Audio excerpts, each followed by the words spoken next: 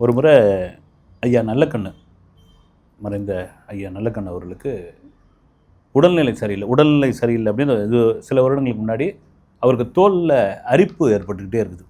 ஒரு நமைச்சல் வந்து அது ஏதோ அப்படியே நாட்டு மருந்து அது இதெல்லாம் சாப்பிட்றாரு. அந்த நமைச்சல் நிற்கவே இல்லை. எங்கேயாவது போனால் உடம்புலாம் சொரிய வேண்டியதாக இருக்குதுன்னு கட்சி நிர்வாகிகிட்டலாம் சொல்கிறார், வந்து தோழருங்கிட்ட சொல்கிறாரு. சொன்ன உடனே ஒரு ஸ்கின் டாக்டர்கிட்ட கூட்டு போகிறாங்க. கூட்டு போயிட்டு அவங்க சில அடிப்படையான டேப்லெட்ஸ்லாம் கொடுக்குறாங்க. வந்து சாப்பிட்றாரு. மறுபடியும் அது சரியாகலை. திரும்ப போனோடனே சரி ஒரு ப்ளட் டெஸ்ட் எடுத்துருவோம், சும்மா பேசிக்காக ஏதாவது இருக்கும், ஒவ்வாமை ஏதாவது இருக்கும், அலர்ஜியான ஏதாவது ஃபுட்டு எதனா சாப்பிட்டு பாருன்னு பார்த்தா அது அடங்கலை. அப்படின்பொழுது அந்த ப்ளட் டெஸ்ட் எடுத்து பார்த்துட்டு அதுக்கப்புறம் திரும்ப மருந்து கொடுக்குறாங்க. ஆனால் மறுபடியும் அந்த நமிப்பு போகலை.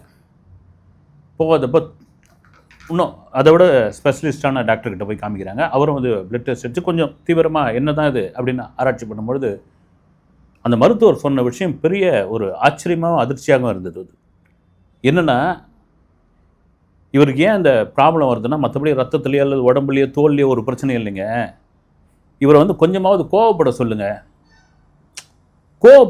பாருங்கள், இந்த நீ அதிகமாக கோவப்பட்டாலும் பயங்கரமான எதிர்வினைகள் வந்து உடம்புல வரும். கோவப்படாதீங்கன்னு சொல்கிறாங்க. ஒரு மனிதனுக்கு ஒரு ஒரு ஒரு ஒரு சின்ன உடம்புல ப்ராப்ளம் வந்திருக்கு. அந்த ப்ராப்ளத்துக்கு காரணம் என்னடானா இவர் கோவப்படாமல் இருக்கிறது. அவர் ஏதாவது ஒன்றுக்காக கொஞ்சமாவது கோவப்படுறத சொல்லுங்கன்னு சிரிச்சிட்டாரா அவர் வந்து நல்லக்கண்ணு ஐயா சிரிச்சிட்டாராம். அப்படியாப்பட்ட ஒரு மாபெரும் தலைவன் வந்து ஒரு கோவப்படாத ஒரு தலைவன் 101 வயது வரைக்கும். எனக்கு தெரிஞ்சு தமிழ்நாட்டில் மேபி யாராவது அது இருந்தாங்கன்னா நீங்கள் கமெண்ட்ஸில் கூட சொல்லுங்கள். அரசு மருத்துவமனையில் தன்னுடைய கடைசி காலம் வரைக்கும் சிகிச்சை பெற்ற ஒரு தலைவர்னால் அது இவராக தான் இருப்பார்னு நினைக்கிறேன். அரசு மருத்துவமனையில் அதெல்லாம் மீறி அவர் பெரும்பான்மையாக திரைப்படம்லாம் பார்க்குறது கிடையாதுன்னு சொல்லியிருக்காங்க. ஏதாவது முக்கியமான அந்த சமுதாய கருத்து உள்ள படங்கள் அல்லது கம்யூனிசம் பேசக்கூடிய படங்கள், இந்த படங்கள்லாம் திரைப்படங்கள் ஸ்பெஷல் ஷோ போட்டு காமிப்பாங்க. அதெல்லாம் பார்த்துருந்து கருத்துலாம் சொல்லியிருக்காரு அது. ஆனால் ஒரு திரை உலகமே திரண்டு வந்து அவருக்கு அஞ்சலி செலுத்துகிறாங்க. அது மிகப்பெரிய வீர வணக்கம். அதில் ரஜினிகாந்த்லாம் நின்று கண் கலங்கிட்டார். கிட்டத்தட்ட அரை மணி நேரம் அவர் அங்கே வெயிட் பண்ணிக்கிட்டு இருந்தார். ஏன்னா கண்டிப்பாக பைட்ஸ் கொடுக்கணும். அதுக்கு முன்னாடி வந்து வைகோ பேசிக்கிட்டு இருந்தார். அவர் மைக்கை விட மாட்டார் இல்லை. அதனால் அவர் பேசிக்கிட்டு இருந்தாலும் இவர் வந்து உட்காந்துட்டார். ஒரு 1/2 அன் ஹவர் உட்காந்துட்டு இருந்தார். 1/2 அன் ஹவரில் கண் கலங்கி என்ன நினச்சி பாருன்னு எனக்கு தெரிஞ்சதுன்னா, ஒரு துறவி வாழ்க்கை வாழ்ந்திருக்காரு நல்லக்கண்ணு அவர்கள். ஒரு இந்த மாதிரி வாழ்க்கை தான் ரஜினிகாந்த் விரும்பியிருப்பார்னு நினைக்கிறேன். அது இப்படி ஒரு வாழ்க்கை எல்லாராலையும் வாழ்ந்துட முடியுமா? அவருக்குள்ள அதுதான் ஓடிக்கிட்டே இருந்திருக்குன்னு நினைக்கிறேன். ஏன்னா அவருடைய இறப்புக்கு முன்னால் ராஜீவ்காந்தி மருத்துவமனையில் போயிட்டு ரஜினிகாந்த் பார்த்துட்டு வந்திருந்தார் ஒரு 2 நாளைக்கு முன்னாடி. அப்புறம் இங்கே வந்திருந்தார். எப்படியாப்பட்ட ஒரு மனிதனுடைய வாழ்க்கை வந்து இப்படிலாம் ஒரு வாழ்க்கை வந்து ஒரு தலைவனால் வாழ்ந்துட முடியுமா இன்றைய காலகட்டத்தில்? எங்கள் காங்கிரஸ் தலைவர் பீட்டர் அல்போன்ஸ் ரொம்ப நாளைக்கு முன்னாடி சொன்ன ஒரு விஷயம் வந்து, அவர் வந்து காரில் போயிட்டுருக்கார். மதுராந்தகமாக அல்லது வந்து இதுவை தாண்டி செங்கல்பட்டு தாண்டி எங்கேயோ போயிட்டுருக்கார். வந்து காரில் போயிட்டுருக்கார். கார் ஒரு இடத்துல அப்படியே ஸ்லோவாகி டிராஃபிக்கில் வரும்பொழுது ஒரு பஸ்ஸு நிழல் குடை, அந்த நிழல் குடையில் ஒரு பெரியவர் படுத்துட்டு இருக்காரு. அப்படி பார்க்குறாரு. பார்த்தோன்னே என்னடா எங்கேயோ பார்த்த மாதிரி இருக்குன்னு டிரைவர் என்ன பண்ணுறாரு, அப்படி ஓரமாக அங்கே அந்த பஸ் ஸ்டாப் நான் போய் நிறுத்துப்பாருன்னு இரவு வேலை ஒருத்தர் அப்படியே ஒடுங்க படுத்துக்கிட்டு இருக்காரு. கிட்ட போய் பார்த்தா அவர் நல்லக்கண்ணு ஐயா பதறி போய் எழுப்புறாராம். வந்து எழுந்துருங்க என்னங்க ஐயா எங்கே படுத்துங்கிறீங்க அப்படின்னு. ஒன்றும் இல்லை, பக்கத்தில் வந்து கட்சி மீட்டிங் நடந்தது. ராத்திரி ரொம்ப நேரம் நடந்துருச்சு. கடைசி பஸ்ஸை பிடிச்சிடலாம். ஏன்னா மறுநாள் வந்து திருச்சியில் எங்களுக்கு மாநாடு. கடைசி பஸ்ஸை ஏதோ பிடிச்சிடலாம் அப்படின்றதுக்காக நான் வந்தால் பஸ்ஸு போயிடுச்சுட்டாங்க. அது ஏதோ ஒரு உள்ளே தள்ளி இருக்கிற ஒரு ஊர். அதனால் வந்து நான் இங்கே படுத்துட்டேன் நான் அப்படின்றாங்க. சரி வாங்க காரில் வாங்கன்னு. நீங்கள் எங்கே போகிறீங்க நீங்கள் அப்படின்னாரா. இவர் ஒரு பகுதி போகிறேன், நான் உங்களை ஒரு முக்கியமான ஒரு பேருந்து நிலையத்தில் விட்டுட்டு போகிறேன் அப்படின்றாரு. நீங்கள் கிளம்பி போங்க, நான் முதல் பஸ்ஸை பிடிச்சி நான் வந்து அங்கே மாநாட்டுக்கு போயிடுவேன் அப்படின்னு. எவ்வளோ ஒரு எளிமையான ஒரு மனிதர் பாருங்கள். வந்து ஒரு கடைசி பஸ்ஸை தவற விட்ட ஒருவர் அந்த பஸ் ஸ்டாப்பில் படுத்துன்ட்டு விடிகாலம் வரக்கூடிய ஒரு முதல் பஸ்ஸில் ஏறி நான் போகிறேன் அப்படின்னு. இது சாத்தியமே கிடையாது. இதுதாங்க சென்னை மாநகர பேருந்தில் அப்படியேப்பட்ட தலைவர் அடிக்கடி பயணம் பண்ணுறார். மக்களோட மக்களாக அவர் வந்து நல்லக்கண்ணு ஐயா பயணம் பண்ணுறாரு. அவர் போகிறாரு. அதை வந்து சென்னையில் உள்ள ஒரு தொழிலதிபர் தமிழ் ஆர்வலர் அவர் பார்க்குறாரு. அவர் பார்த்துட்டு என்ன பண்ணுறாரு, ஒரு டவேரா கார் ஒன்று வாங்கிறார். வாங்கி என்ன பண்ணுறாரு, கொண்டு போய் கொடுக்கணும் அப்படின்னு முடிவு பண்ணுறப்போ அங்கே தோழர் சி மகேந்திரன் இவங்கெல்லாம் வந்துங்கன்னு, இல்லை வாங்க மாட்டாருங்க அவர், வாங்க மாட்டாருன்னா அதே கற்ற மாதிரி எனக்கு எது கார் வேணாம் அப்படின்றார். வேணோன்னா என்னடா அது, நம்ம இப்படியாப்பட்ட ஒருத்தர் வந்து அவர் பாட்டுன்னு பஸ்ஸுலேயும் ரோட்லேயும் நடந்து போயிட்டுருக்காரு, ஒரு கார் வாங்கி கொடுத்தா அது வேணான்னு சொல்கிறாரு, மறுபடியும் மறுக்கிறாராம், வேணாங்கன்றாராம். வந்து ஒரு கார் வாங்கிட்டார், கேட்காமலே வாங்கி நிறுத்திட்டார் அவர். அப்போது அவர் நல்லக்கண்ணு ஐயாவுக்கு வந்து 80வது பிறந்தநாள் விழா காமராஜர் அரங்கில் நடக்குது.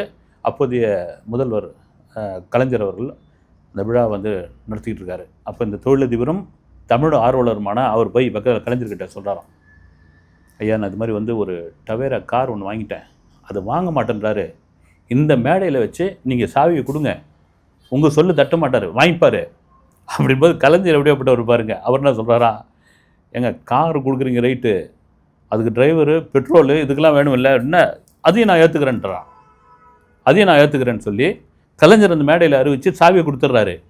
அடுத்த நாள் அந்த காரை எடுத்துமே எங்கே இருந்துன்னா கட்சியோடைய அலுவலகத்துக்கு கொடுத்துறாரு, கட்சி கொடுத்துறாரு அந்த காரை, கட்சியோட பயன்பாட்டுக்கு இருக்கட்டுன்னு. இப்படியாப்பட்ட மனிதர்கள்லாம் எப்படிங்க இதெல்லாம் வந்து, இதெல்லாம் சாத்தியமே இல்லை.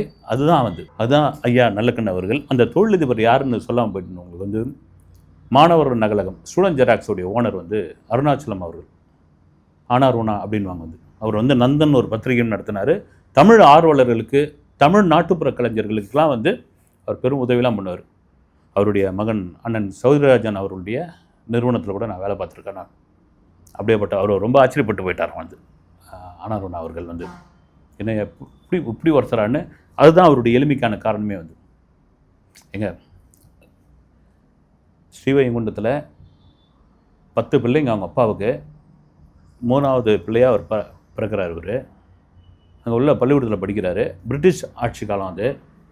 பிரிட்டிஷ் ஆட்சி காலத்தில் ஸ்கூலில் வந்து பிரிட்டிஷ்க்கு ஆதரவாக வந்து ஒரு ட்ராமா போடுறாங்க. அந்த ட்ராமா போட்டுக்கிட்டு இருக்காங்க. வெள்ளைக்காரன் ஆட்சி சூப்பராக இருக்குதுன்னு சொல்கிறதுக்காக ஒரு நாடகம் நடத்திக்கிட்டு இருக்காங்க. சின்ன பையன், டவுசர் போட்ட ஒரு சின்ன பையன் அவர் போயிட்டு உள்ளே போய் நாடகத்தை நிறுத்துங்கன்றாரான். நாடகத்தை நிறுத்துங்க, வந்தே மாதரம் அப்படின்னு சொல்லும்போது ஒட்டுமொத்தமாக இதுவாகிடுறாங்க. ஏன்னா காந்தி மீது ஈர்ப்பு கொண்டு தான் அவர் வந்து ஆரம்பத்தில் அவருடைய வாழ்க்கையை தொடங்கியிருக்கார். காந்தி மீதான ஈர்ப்பு தான் அவருக்கு. ஆனால் அதுக்கப்புறம் அவர் வந்து ஜவஹர்லால் நேரு மேலே ஒரு பெரிய பிரியம் ஏற்பட்டது. அது காரணம் என்ன, ஜவஹர்லால் நேரு பொது உடைமை பற்றி பேச ஆரம்பித்ததுனால போய் நிறுத்துறாரு. நிறுத்தின உடனே பிரிட்டிஷ் போலீஸ்காரங்க சின்ன பையன் பார்க்காம அடிக்கிறாங்க. அங்கே இருக்க வாத்தியாருங்க தடுக்கலை, இவனை பள்ளிக்கூடம் விட்டு நீக்கணும்னு முடிவு பண்ணுறாங்க. ஆனாலும் வந்து அவருடைய அந்த குரல்லேருந்து மாறவே இல்லை. வந்து அங்கேருந்து தொடங்கின ஒரு விஷயம். அப்புறம் இந்து காலேஜில், திருநெல்வேலியில் இருக்கிற இந்து காலேஜில் படிப்பை முடிச்சுட்டு தன்னை பொது உடைமை இயக்கத்திற்காக அர்ப்பணித்துக் கொள்கிறார் ஐயா நல்லக்கண்ணு. ஒரு வாலிப வயசில் அப்படியாப்பட்ட ஒரு 1948 கம்யூனிஸ்ட்டை வந்து தடை பண்ணுறாங்க. வந்து கம்யூனிஸ்டுக்காரங்க எங்கெங்கெல்லாம் இருக்கிறாங்களோ அவங்களாம் பிடிச்சி சிறையில் போடுங்கன்றாங்க, தேடுறாங்க. அந்த இயக்கமே இருக்கக்கூடாதுன்னு முடிவு பண்ணுறாங்க. ஒரு இளம் வயசு, துடிப்பான வயசு, சும்மா மீசு கேஸெல்லாம் வச்சுக்கின்னு எப்படி இருக்கும் அவ்வளோ பெரிய உயரத்துக்கு, அப்படி இருக்கிற இவரை வந்து லிஸ்ட்டில் போட்டு தேர்த்தி செல்லடை போட்டு தேடிக்கிட்டு இருக்காங்க. திருநெல்வேலியில் இருக்கிற தன்னுடைய கட்சி தோழருடைய வீட்டில் போய் ஓய்வு எடுக்கிறாரு, சாப்பிட்டு ஓய்வு எடுக்கிறார். இல்லை, ஒரு முக்கியமான ஒரு விஷயம் என்னென்னா, ஐயா நல்லக்கண்ணுடைய தந்தை ஒரு வைணவ பக்தர். அவர் ஒரு வைணவ பக்தர், சைவம் மட்டுமே சாப்பிடக்கூடிய குடும்பம். பெருமாளுடைய அந்த மந்திரத்தை தினமும் காலையில் சொல்லிட்டு தான் அவங்க அப்பா வந்து அடுத்த வேலையை ஆரம்பிப்பார்.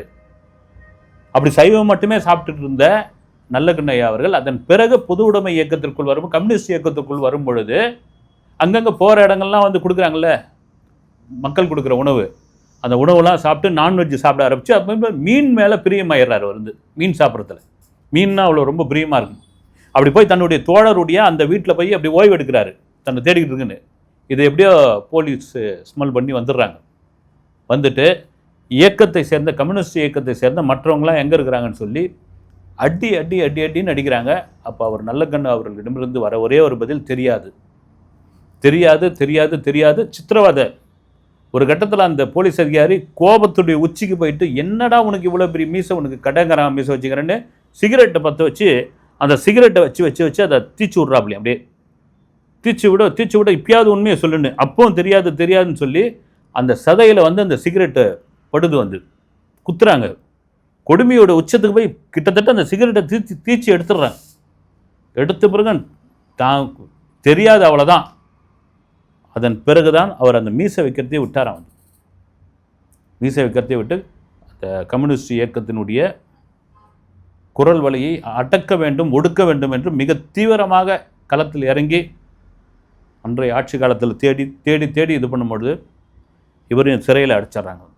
சிறையில் அடைச்சிட்டு அதன் பிறகு தமிழ்நாட்டில் ராஜாஜியோடைய ஆட்சி வந்த பிறகு சில தோழர்கள்லாம் வெளியே விட்டுறாங்க. இவரை வெளியே விட மாட்டேன்றோம்.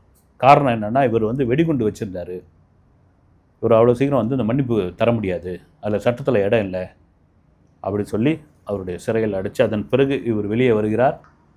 வெளியே வந்த பிறகு ஜாதி ஒழிப்பு போராளி அன்னசாமி என்கின்ற ஒருவர் இவருக்கு வந்து பொண்ணு கொடுக்க வராரு. பாருங்கள், இவருக்கு பொண்ணு கொடுக்க வராரு. அந்த பொண்ணுக்கு சுற்றி உள்ளவங்களும் சொந்தக்காரங்க இருப்பாங்கள்ல, என்ன அவன் வந்து மாப்பிள்ளை என்ன வேலை பார்க்குறான், எதுவும் பண்ணல, 10 பைசா சம்பாதிக்கிறதுக்கான வக்கு இருக்குதா, எதுவுமே இல்லை, ஏக்கன்னு போயிருக்கிற ஒரு ஆள் உன் பொண்ணுக்கு எப்படியா கொடுக்குற நீ? சொந்தக்காரங்க கேட்குறாங்க, பொண்ணுக்கு வேண்டப்பட்டவங்களாம் கேட்குறாங்க. அப்போ அவர் சொல்கிறாராம், பெண்ணுடைய தந்தை அன்னசாமி சொல்கிறாராம், என் மகள் திருமணமான பிறகு என் மகள் வீட்டை பார்த்துப்பா, என் மருமகன் நாட்டை பார்த்துப்பான் அப்படின்னா தன்னுடைய மகளை கொடுக்குறார். அந்த அம்மா தான் ரஞ்சிதம் அம்மா. ஒரு ஐயா நல்லக்கண்ணு அவர்களும் ரஞ்சிதம் அம்மாவும் வந்து எப்படின்னா அந்த கடைசி அந்த அம்மாவுடைய அந்த அந்த அந்த இறுதி காலம் வரைக்கும் அவ்வளோ பெரிய ஒரு அன்பு, ஒரு அவ்வளோ பெரிய ஒரு லவ். ஏதோ ஒரு நிகழ்ச்சிக்கோ அந்த ஷோவுக்கோ ஒரு ப்ரீவியூ ஷோவுக்கோ தன்னுடைய மனைவியை கையை பிடிச்சிட்டு அவர் நடந்து போன அந்த இது வந்து ஒரு புகைப்படமாக வெளியிட்டுன்னு சொல்லியிருந்தாங்க. இந்த வயசில் எவ்வளோ பெரிய காதல் பாருங்கள் அப்படின்னு. அவனுடைய மனைவி இறந்த பிறகு அவர் கொஞ்சம் அப்போ தான் முதல் முறையாக நொடிஞ்சு போகிறார். வந்து அவர் வந்து 2 இடத்துல அழுதுருக்காருன்ற மாதிரியான ஒரு விஷயங்கள் வந்து ஒரு கட்டுரையில் பதிவு. முதல்ல வந்து அவருடைய மாமனார் அன்னசாமி, ஒரு பெண்ணை யாருங்க வந்து இப்போ ஒரு ஜெயிலுக்கு போகிற ஆள், பெரிய குற்றம், வெடிகுண்டு வச்சுருந்தான்னு சொல்கிறாங்க. அப்புறம் எந்த நேரத்தில் வேணாலும் தூக்கி உள்ள திரையில் போட்டு ஆயுள் முழுக்க உள்ளே போடலாம். நிச்சயம் இல்லாத ஒரு வாழ்க்கை, ஊராக போகிறது கம்யூனிஸ்டுடைய வாழ்க்கை, கிடைக்கிற இடத்துல படுத்து கிடைக்கிற இடத்துல சாப்பிட்டு போகிறது, அப்படியேப்பட்டவன் தன் மகளை கொடுக்குறாங்கன்னா எவ்வளோ பெரிய விஷயம் அப்படின்னு அவர் மேலே வந்து தன் மாமனார் மேலே மிகப்பெரிய மரியாதை அவருக்கு ஏற்படுது. திருநெல்வேலியில் ஏற்பட்ட ஒரு கலவரத்தில் அவர் கொல்லப்படுகிறார், ஒரு ஜாதி கலவரத்தில். அப்போ போய் இவர் என்ன பண்ணுறாரு, இப்போ தன் மாமனார் ஒரு ஒரு ஒரு ஜாதி பிரிவினரால் கொல்லப்பட்டார், இன்னொரு ஜாதி பிரிவினரால் ஒரு கொலை விழுந்து அதை போய் தடுக்கிறார். வேணா நிறுத்துங்கன்றாரு. வேணா நிறுத்துங்க, இதோடு முடிங்க, இது தொடர்ச்சிக்கிட்டே போகும், வந்து நிறுங்க, இழப்பு என் பக்கம் தான் இருக்கட்டும் அப்போ நொடிஞ்சு போகிறார். அது என்னன்னா, அவர் அன்னசாமி அவர்கள் இறந்த பொழுது அவருக்கு வந்து அரசாங்கத்திலேருந்து ஒரு குறிப்பிட்ட தொகை ஒன்று கொடுக்குறாங்க. அந்த தொகையை என்ன பண்ணுறாரு தெரியுங்களா, 2 சாதி தரப்புலையும் பாதிக்கப்பட்ட 2 பிள்ளைகளுக்கு படிப்பு செலவுக்கு அதை பிரித்து கொடுத்துட்றாரு. எப்படியாப்பட்ட ஒரு மனசு பாருங்கள். இதுதான், இதே மாதிரி சொல்லிக்கிட்டே போகலாம் அவரை பற்றி. வந்து தோழர் நல்லக்கண்ணு அவர்களை பற்றி ஆலய நுழைவு போராட்டம், செருப்பு போட்டுன்னு ரோட்டில் நடக்கக்கூடாது, இன்னும் பார்த்திங்கன்னா தென் மாவட்டங்களில் வாசக்கால் வைக்கக்கூடாது, ஒரு குறிப்பிட்ட சமூகத்தினர் வாசக்கால் வைக்கக்கூடாது, நல்லபடின்னுவாங்களே அது வைக்கக்கூடாது, அதுக்கெல்லாம் முன்னிருந்து போராடின ஒரு மிகப்பெரிய போராளி. தன் வாழ்வை மிக எளிமையாக அவர் ஒரு பயணியர் விடுதிக்கு போய் தங்குறாரு அப்படின்னா, ஒரு ஊரில் இல்லது எங்கேயாவது ஒரு இடத்துல தங்குறாருன்னா, அவருடைய உடைய, அவருடைய வேட்டி சட்டை துண்டு உள்ளாடைகளை அவரே துவச்சி போட்டு அதை காய போட்டுட்டு அவரே மடித்து கொண்டு வந்துடுவார். யாரையும் அதை தூக்கி விட மாட்டார். கடைசி காலம் வரைக்கும் அப்படி தான் இருந்திருக்கார். இதுதான் எனக்கு தெரிஞ்சு பார்த்தீங்கன்னா ரஜினி கண் கலங்குக்கான காரணம் இப்படி தான். ஏன்னா அந்த வாழ்க்கை தான் ரஜினி வாழ ஆசைப்பட்டார், இன்னும் ஆசைப்பட்டு இருக்கார். அது எல்லாருக்குமா அந்த வாழ்க்கை கிடைக்காது, ஒரு துறவிக்கான வாழ்க்கைன்னு கூட சொல்லலாம். வந்து அப்படியேப்பட்ட ஒரு உன்னதமான ஒரு தலைவர். அவர் வாழ்ந்த காலத்தில் நாம் இருக்கிறோம் அப்படின்னா அது எவ்வளோ பெரிய விஷயம். வந்து இன்றைக்கி வந்து சும்மா லெட்டர் பேட் கட்சியில் வச்சுக்கிறோம்லாம் பார்த்தீங்கன்னா 4 கார் வச்சுக்கிறான். கவுன்சிலர் பார்த்தீங்கன்னா 8 கார் இருக்குது. வட்டம் மாவட்டம் அதெல்லாம் சொல்லவே தேவையில்லை. எல்லா கட்சியிலையுமே வந்து கட்சின்னு அரசியலுக்குள்ளே வர்றதுக்கே அது 1000 ரூபா போட்டு ₹1,00,000 சம்பாதிக்க முடியுமா? அதுக்காக தானே வராங்க. ஆனால் அதிலிருந்து ஒரு மாறுபட்ட மனிதனாக, மாறுபட்ட ஒரு தியாகியாக, ஒரு என்ன சொல்ற, ஒரு அரசியல் செம்மலாக, நிஜமான ஒரு தோழர் அப்படின்னு. தோழர் ஜீவானந்தம் இறந்த பொழுது கண்ணீர் வடித்து அழுதாராம் வந்து நல்லக்கண்ணையவர். ஏன்னா அவர் தான் ரோல் மாடல். அவர் அந்த சென்னையில் இருக்கிற ஒரு உடலை பார்க்கறதுக்காக திருநெல்வேலியிலேருந்து தன்னுடைய நண்பர்கள் மூலியமாக, அப்போ வந்து இந்த மாதிரி நினச்ச போதுலாம் கிளம்பி வர முடியாது. அப்போ போக்குவரத்துலாம் கிடையாது, பஸ் போக்குவரத்துலாம் பெரிய அளவில் கிடையாது. இல்லைனா ஊர் மாறி வரணும். அப்படி கிடைச்ச வாகனத்தில் ஏறி ஏறி ஏறி ஏறி ஏறி பயணப்பட்டு வந்திருக்காரு வந்து சென்னைக்கு. பயணப்பட்டு வந்து அவ்வளோ அழுதுருக்காரு வந்து அந்த உடலை பார்த்து. அப்படியேப்பட்ட ஒரு மாமனிதர், ஒரு தோழர், அவருக்கான ஒரு வீர வணக்கத்தை இன்று தமிழகம் தாண்டி இந்தியா முழுக்க உள்ள கம்யூனிஸ்ட் தோழர்கள், அதை தாண்டி ஒரு சாமானிய மனிதருக்கு இவர் யார் அப்படின்ற தெரிஞ்சிருக்குது. அது வீர வணக்கம். அடுத்த வீடியோவில் சந்திக்கிறேன். நன்றி.